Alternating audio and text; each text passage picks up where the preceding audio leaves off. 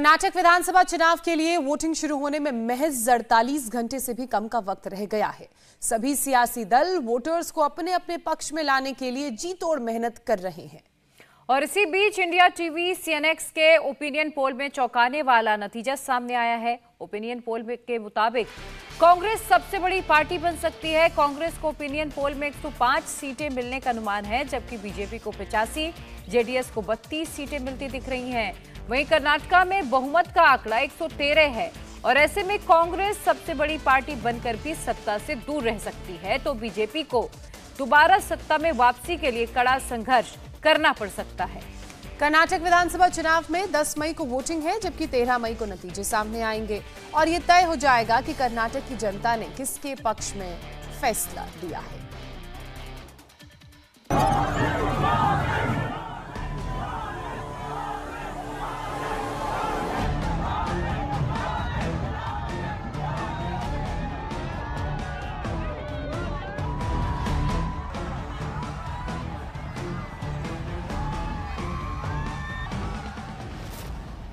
कर्नाटक के दंगल में किसका दाव चलेगा? ओपिनियन क्या है?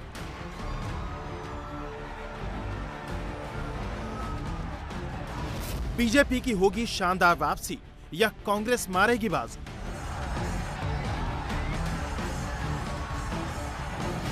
क्या है जनता का मुंह? क्या कहता है कर्नाटक का ओपिनियन?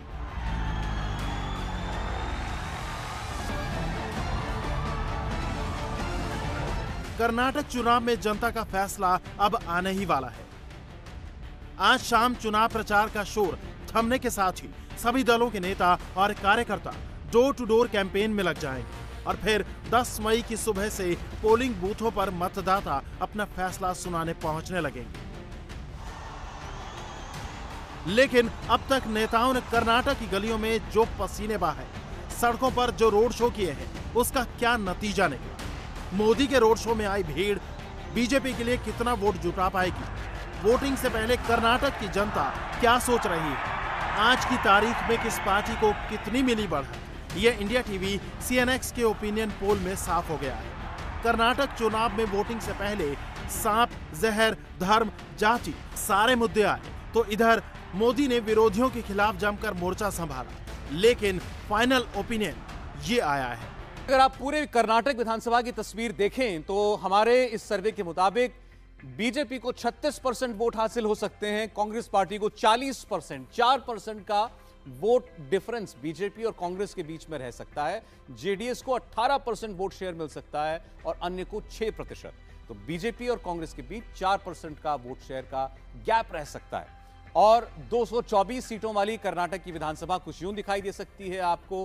कांग्रेस पार्टी सबसे बड़ी पार्टी बनकर उभर सकती है, लेकिन उस 113 के मैजिक फिगर से दूर 105 सीट के साथ 25 सीटों का फायदा हो सकता है 2018 की तुलना में कांग्रेस को। बीजेपी को 19 सीटों का नुकसान होते हुए 85 सीटों पर जाकर बीजेपी ठहर सकती है।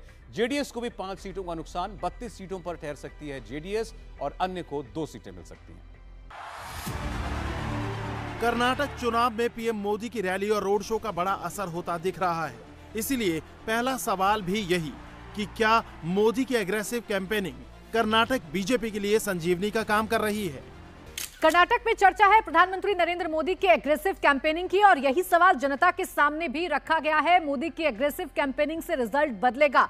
हाँ में कहने वाले लोग 35% रहे, थोड़ा बदलेगा ये 21% लोग कह रहे हैं, नहीं इसका कोई असर नहीं पड़ेगा ये कहने वाले 30% लोग रहे और कह नहीं सकते यानी इस पर इनकी कोई राय नहीं है ये कहने वाले 14% लोग रहे। यानी पीएम की कैंपेनिंग से चुनाव में बदलाव होगा ये कहने वाले लोग 35% रहे। कांग्रेस ने भाई को भाई से बांट दिया, कांग्रेस ने राज्यों को आपस में लड़ाया, कांग्रेस ने देश में जाति और सांप्रदायिक आग भड़काने में कोई कसर नहीं छोड़ी है।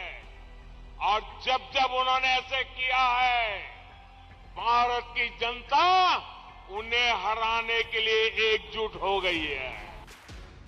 पिछले 2 दिनों में मोदी का सबसे ज्यादा फोकस ग्रेटर बेंगलोर की 32 और ओल्ड मैसूर की 62 सीट पर है। यहाँ की 94 सीटों में पिछले चुनाव में बीजेपी को सिर्फ 26 सीट मिली थी। इस बार इस इलाके पर पीएम का फोकस है और बीजेपी ने यहाँ ज्यादा से ज्यादा सीट निकाल ली तो 112 का आंकड़ा छुपाना आसान हो जाएगा। ग्रेटर बेंगलुरु में पीएम मोदी का रोड शो 6 मई को 26 किलोमीटर और 7 मई को 10 किलोमीटर तक किया गया था। और इस रोड शो पर इंडिया टीवी सीएनएक्स का ओपिनियन पोल क्या कहता है। अब आपको ग्रेटर बेंगलुरु की हम सीट बता देते हैं। कुल 32 सीटें हैं और इसमें बीजेपी 15 सीटें जीत सकती है। 4 गेन कर रही है, यानी 4 का यहां पर फायदा बीजेपी को हो रहा है। कांग्रेस की बात करें तो कांग्रेस भी 15 सीटें जीत सकती है, लेकिन पिछली बार की तुलना में 2 सीटें यहां पर लॉस कर रही है। जेडीएस भी 2 सीटें जीत सकती है। 2 सीटों का नुकसान जेडीएस को ग्रेटर बेंगलुरु में हो रहा है और अन्य के खाते में एक भी सीट नहीं जा रही है। ग्रेटर बेंगलुरु की हम बात करें, कुल 32 सीटें हैं। ये वो इलाका है जहां पीएम मोदी ने जबरदस्त कैंपेनिंग की है, लगातार रोड शो उनके जरिए किए गए हैं और इस रीजन में फिलहाल बीजेपी को फायदा हो रहा है। 15 सीट बीजेपी हासिल कर सकती है। 4 का यहां पर फायदा बीजेपी को होता हुआ नजर आ रहा है। बीजेपी के उम्मीदवार मानते हैं कि पीएम मोदी के कैंपेन में आने के बाद कर्नाटक के हालात बदले हैं। बीजेपी के फेवर में हवा बनी है।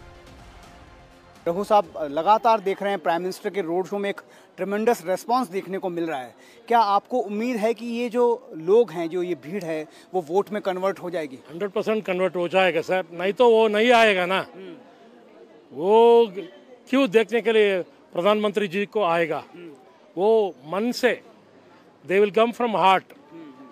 मन से सब बच्चों बड़ों सब लोग आया है। जो सर्वेज हैं अभी तक के, ये बता रहे हैं कि कांग्रेस इस बार लीड कर रही है कर्नाटक में। क्या प्राइम मिनिस्टर के आने के बाद लास्ट 1 मंथ में our percentage has increased from 35 to almost 42, 43. When we cross 39, 40 in Karnataka, we will get clear majority. Our magic mark will come. We will cross more than 135 seats. Karnataka का opinion poll BJP के लिए चौंकाने वाला है। बावजूद इसके अगर नतीजा बीजेपी के फेवर में आता है तो इसके पीछे मोदी फैक्टर को वजह माना जा रहा है। कांग्रेस के खिलाफ मोदी का बजरंग बाण का बड़ा असर माना जाएगा, लेकिन उससे भी बड़ा फैक्टर जाति का है और बम्बई सरकार का मुस्लिम आरक्षण को खत्म करने का फैसला मास्टर स्ट्रोक साबित होने वाला है, जिसमें 4% मुस्लिम आरक्षण में से 2% आरक्षण लिंगायत को और 2% आरक्षण वो कालिंगा समुदाय को दिया गया है। बीजेपी सरकार के इस फैसले को लेकर सवाल किए गए तो 54% लोगों ने इसका समर्थन किया, जबकि 25% लोगों ने मुंबई सरकार के इस फैसले को गलत बताया। वहीं 21% लोगों ने कहा कि कह नहीं सकते। ओपिनियन पोल में ज्यादातर लोगों ने सरकार के फैसले को सही बताया, लेकिन उसका बीजेपी को कितना फायदा होगा? लिंगायत किसके साथ है? लिंगायत वोटर की अगर बात करें तो बीजेपी उसकी पहली पसंद इस बार भी है। 76% तक लिंगायत वोट मिल सकता है बीजेपी को। कांग्रेस पार्टी को 15% लिंगायत वोटर का साथ मिलता हुआ दिखाई दे रहा है और जेडीएस के साथ 3% तक लिंगायत वोटर जा सकता है। चुनाव आया है, अभी कांग्रेस के मुंह में से लिंगायत वोट के लिए लार टपक रही है। मैं आपको बताना चाहता हूं, कांग्रेस पार्टी ने इतने लंबे कालखंड में 2 ही बार लिंगायत मुख्यमंत्री बनाया। एक निजलिंगप्पा जी को बनाया और एक वीरेंद्र पाटिल जी को बनाया। निजलिंगप्पा को इंदिरा गांधी ने अपमानित कर निकाल दिया और वीरेंद्र पाटिल को राजीव गांधी ने अपमानित कर निकाल दिया। बताओ, दलित अल्पसंख्यक समाज के मुसलमान किस जन कहां पर जाएंगे? बल्कि मैं आज सलाम करता हूं हमारे लिंगायत भाइयों को, जो पॉलिटिकली इतना पावरफुल है कर्नाटका में कि हर एक को डरा के रखते हो, चाहे बीजेपी और कांग्रेस हो। आप भी डरा सकते हैं इनको। सीखो लिंगायत भाइयों से, बहनों से, मेरे दलित भाइयों और बहनों, सीखो लिंगायत भाइयों और बहनों से। फर्क क्या है कि वो यूनाइटेड है और तुम डिसयूनाइटेड हो। वो मुत्तहिद है और तुम मुंतशिर हो। तुम जंग लड़ने से पहले सोचते मैं जंग हार गया तो। अरे मेरे भाई, पहले जंग के मैदान में आओ और जंग करो। नतीजा ऊपर वाले के हाथ में, तुम्हारे हाथ में लड़ना है। कर्नाटक के चुनाव में लिंगायत के अलावा 2 और जातियां वोकालिंगा और कुरुबा बड़ा फैक्टर बनकर सामने आता है। वोकालिंगा समाज से जेडीएस के कुमारस्वामी और डी के शिव कुमार आते हैं और कुरुबा समाज से आते हैं सिद्धारमैया। वोकालिंगा और कुरुबा बीजेपी के लिए सबसे बड़ा चैलेंज है। अगर वोकालिंगा वोटर की बात करें, अभी तक जेडीएस उसकी पहली पसंद नजर आता रहा है हर चुनाव में। इस बार भी वैसा ही है। 56% तक वोकालिंगा वोट जो है वो एचडी कुमारस्वामी के साथ जा सकता है, 17% बीजेपी के साथ, 18% कांग्रेस पार्टी के साथ और अन्य के साथ 9% वोकालिंगा वोट जा सकता है। जीत की लड़ाई में इन सभी पार्टियों ने पूरी ताकत झोंकी हुई है, लेकिन ओपिनियन बता रहा है कि हवा का रुख बदला हुआ है। कुरुबा वोट बैंक की अगर बात करें तो ये जो जनसमूह है ये 15% तक बीजेपी के साथ, 75% तक कांग्रेस पार्टी के साथ, 8% जेडीएस के साथ और 2% अन्य के साथ। इंडिया टीवी हर वक्त हर जगह डाउनलोड करने के लिए सर्च करें India TV news Google play store या ऐप स्टोर पर।